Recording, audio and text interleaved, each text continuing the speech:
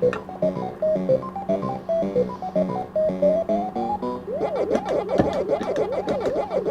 Matthew Drover, and I'm from Corner Brook, Newfoundland. My day job is a software developer, but in my evenings I like to make arcade machines.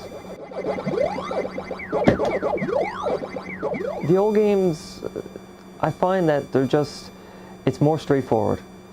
Not that the new games aren't fun, but the old ones, you had a direct goal, and even though it looks simple, most of them are incredibly difficult. So this Miss Pac-Man came to me with a variety of problems. It's been sitting in a restaurant since it was bought new in the 80s. First thing I did was remove the game board, and I started to go through minor small things, checking bulbs, checking the fuses, and then slowly just cleaning up and seeing, what's working and what's not. When I first started looking for games, they were everywhere. You could find them, on classifieds, you could see them around with for sale signs at yard sales, but nowadays it's becoming a lot more popular to own them, and you just can't get them anymore. While troubleshooting the monitor, it's always good to be aware of the neck board coming off the back of the screen. There's enough voltage coming through here to literally knock you across the room. Don't want to be touching that.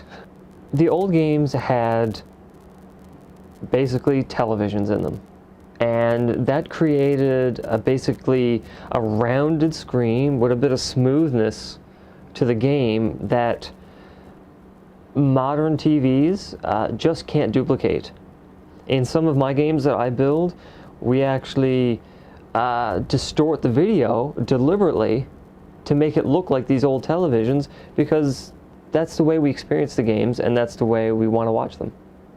There are a few other arcade repair guys, around the Maritimes, and there's one or two others here in Newfoundland, and generally we all talk, so if we're looking for parts, we can always ask each other, because everyone's always got a pile of pieces lying around.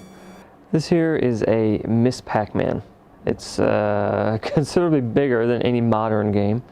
It could have been a regular Pac-Man, but this little add-on board here, this daughter board, gave Pac-Man the upgrade with a red bow tie and a few extra features.